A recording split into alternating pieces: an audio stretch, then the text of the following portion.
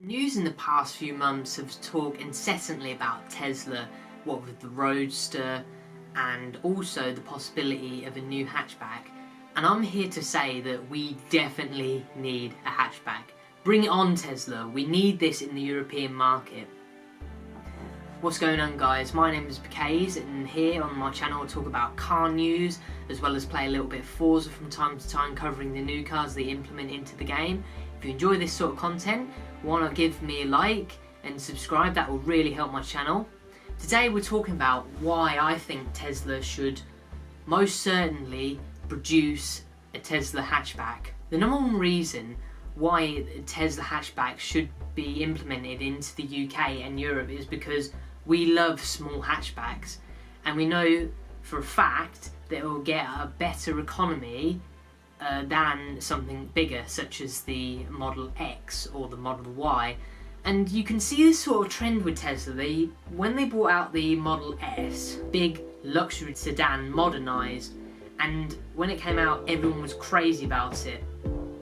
Then came the X, which sort of implemented into the SUV market and took the world away by storm. You see a lot of Instagram influencers flexing it. Even down my local woodworks, there's someone who charges their Model X there every single day. I think he works there. And what you've also seen as well, when they introduced the Model 3 as well as the Model Y, you see they're downsized versions of the S and the X respectively. Car enthusiasts who want something slightly lighter, who are maybe reluctant into getting into the electric vehicles market, and also it can compete with stuff such as like the Volkswagen ID3, the Nissan Leaf, the Renault Zoe, all of which are fairly established, are a lot more affordable than Tesla, let's be honest. You'd be looking at over £40,000 for a basic Tesla here in the UK. But basically the affordability of a Tesla here is very low, unless of course you finance it. And of course, what with a prospective range of like 300 to 450 miles for a hatchback is bloody good in my opinion. They're sure to bring some competition into this market for one. The only thing is, what I've seen is that there was an interview from a Chinese corporation. 就在我们现在所在的特斯拉临港厂区里面呢，我们现在正在建设我们的中国的这个研发中心。那么这个研发中心呢，也是首次特斯拉在美国本土之外啊。终极目标呢，就是我们也在多个公开场合提到过，未来我们想在中国原创的设计、研发、生产一款车型啊，然后从中国的工厂来制造，销售到全世界去。We believe that they're going to be the ones who are going to manufacture it and distribute it worldwide, if of course they do make a hatchback, which I'm really excited if they do. There's this rendering, and it kind of looks like they took a Tesla Roadster, the 2022 one, and sort of meshed it into a Seat Leon Cupra body, and I think that just looks perfect from who designed that. I'll link the news article for that in the description below, as well as the others I've sourced from. Tesla's build quality is questionable, to say the least. In an interview, Elon Musk even was called out for this and was aware of the shortcomings. But during that production ramp, it's super hard to be in vertical climb mode and get everything right on the little details. It's just a super difficult thing. So if you really want things to be dialed, it's actually the very early cars, or once production is leveled off, that's when it's going to be best. Well, we noticed that we have a 21, the Model 3 21, and ours had the little problems. But at the end of the day, sure, this guy's car was fabulous. Paint job was spectacular. Sure. But the paint was a big deal. That thing was absolutely pristine, perfect. Yeah. That's as good as anybody could possibly do. Mine was built this month. His was a month later. Mine had problems. His is perfect. Yeah, we actually did improve gap and paint quality quite a bit towards the end of last year, even in the course of December. We were able to really focus on it and improve it a great deal. And of course he is quite a genuine guy. I think he will be able to address these as the years go on. Obviously it is quite a new company.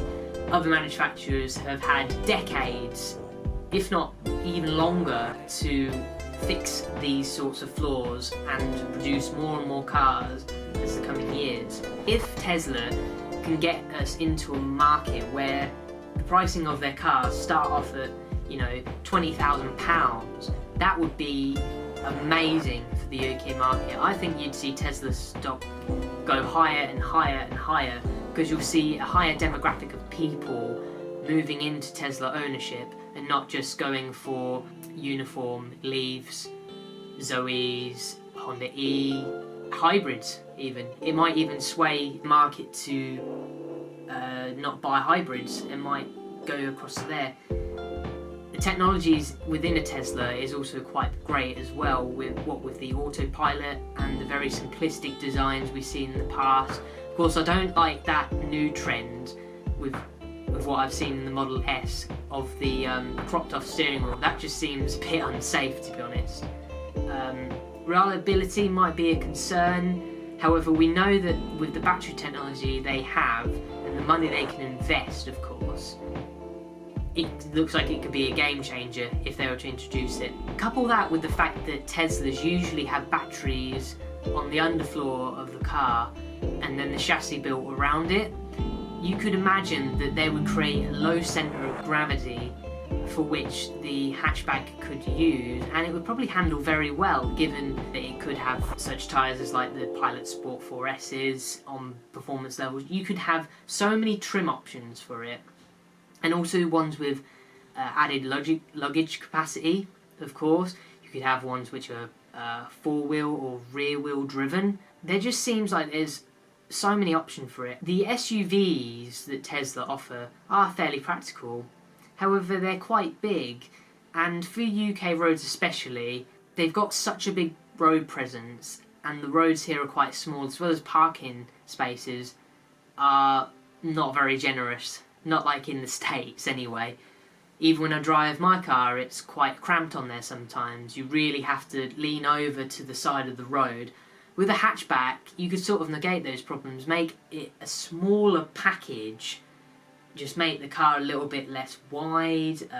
You don't need to make it as long because you'd have the same amount of storage capacity. Who knows, you could even make a long wheelbase estate version. Obviously you don't need to make it so much of a luxury item because it's more obtainable to, in fact, nearly all classes of people.